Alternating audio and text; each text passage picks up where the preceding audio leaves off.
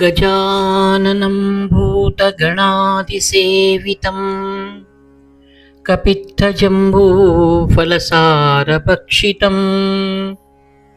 उमासुतं शोकविनाशकारणं नमामि विघ्नेश्वरपादपङ्कजम्।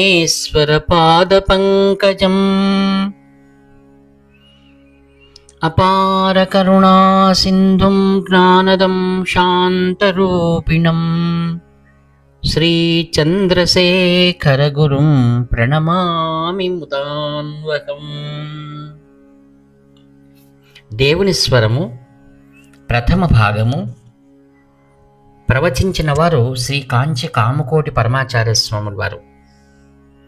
విషయము మతము, సమాజము. మతం పెట్టే కొన్ని నియమాలు దైనందిక జీవితపు లౌకిక వ్యవహారాలలో ఇబ్బందిని కలిగిస్తాయి. కొన్ని సామాజిక జీవితాన్ని కష్టతరం చేస్తాయి.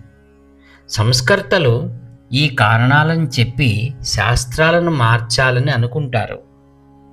సంస్కర్తలకు మన ధర్మశాస్త్రాలు కానీ వాటి ఉద్దేశ్యాల గురించి కానీ ప్రాథమికంగా కూడా జ్ఞానం ఉండదు. వారు సామాజిక జీవితం గురించి మాట్లాడుతున్నప్పుడు దాని ఆధ్యాత్మిక పార్శ్వం గురించి అస్సలు పట్టించుకోరు. వారు కేవలం రాజకీయాలు, భౌతిక విజ్ఞానం, వ్యాపారం, వాణిజ్యాలలో, ఆర్థికాంశాలలో, వస్త్రధారణ పోకడలలో, కొత్త విధానాల గురించి మాట్లాడతారు. ఇవన్నీ నానా మార్పులకు గురవుతూనే ఉంటాయి. సమాజానికి లౌకిక జీవితమే లక్ష్యంగా ఉంటే వీటి ప్రకారం సామాజిక జీవన నియమాలను మారుస్తూ ఉండవచ్చు. కానీ మన శాస్త్రం సామాజిక జీవితాన్ని లౌకికంగా మాత్రమే చూడలేదు. మనిషికి సంసార బంధం నుండి విముక్తి కలిగించడమే శాస్త్రాల ఉద్దేశం. రాజకీయం, బుద్ధిపరమైన సాహిత్యం, ఆర్థిక వ్యవస్థ వల్ల కేవలం లౌకికాలే అయితే దాని ప్రకారం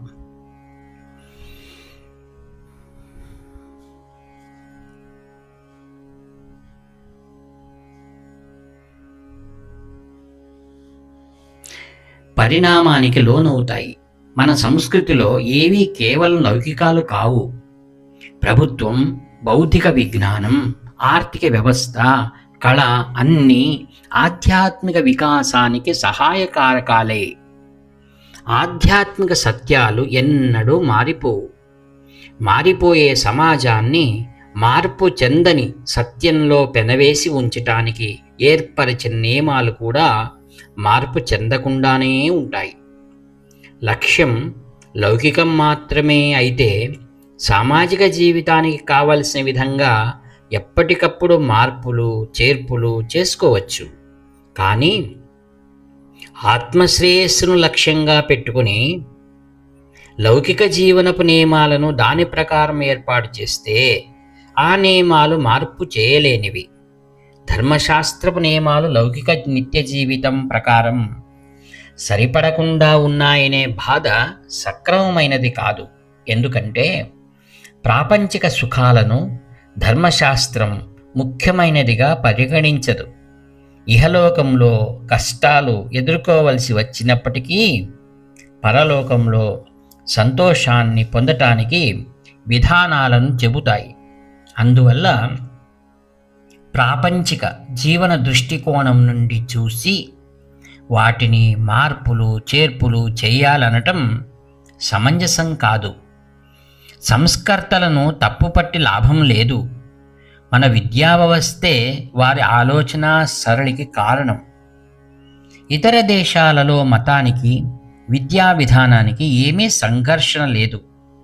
దురదృష్టవశాత్తు మన దేశంలో పాఠశాలలు ఆంగ్లేయుల కాలంలో మతంతో సంబంధం లేకుండా ప్రారంభించబడ్డాయి. ప్రతివాడు జరుగుబాటుగా ఈ విద్యా విధానం వైపే పరుగు పెట్టవలసి వచ్చింది.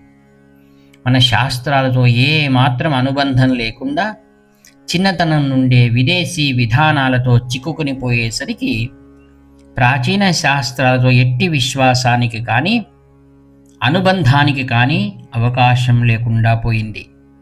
శాస్త్రం ఉద్దేశ్యం ఎరుగక జనులు ఇష్టం వచ్చినట్టు శాస్త్ర నియమాలను మార్చిపారేసేయవచ్చు అని తలవడం మొదలుపెట్టారు. పురాణాలన్నీ పెద్ద అబద్ధాల పుట్టలు అని, శాస్త్రాలు అంధవిశ్వాస కారకాలు అనే మాటలు వింటూ పిల్లలు పెరుగుతున్నారు. వారు మన ఆచారాలు, పద్ధతుల పట్ల ఎట్లా ఆకర్షితులు కాగలరు? ప్రశ్న. చిన్నతనం నుండే భగవంతుడిపై విశ్వాసం, మతం మీద నమ్మకం వారిలో పెంపొందించాలి.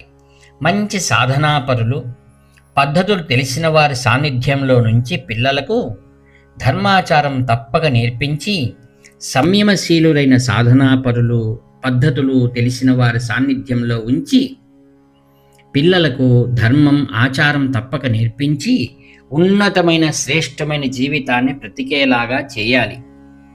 ఋషులు తమ అనుభవం ఆధారంగా అందించిన ఈ వాంగ్మయం మనకు ఆత్మోన్నతికి తోడ్పడుతుందని విశ్వాసాన్ని పెంపొందించాలి.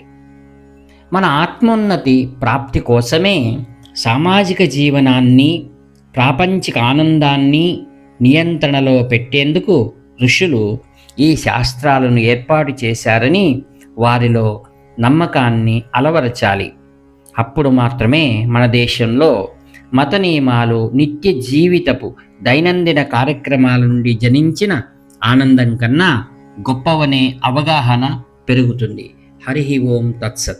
ఇట్లు వ్యాఖ్యాత మీ ప్రీతమ నేస్తము నివర్తి నాగభూషణ శర్మ. హరహర శంకర, జై జై శంకర. హరహర శంకర, జై జై శంకర. హరహర శంకర.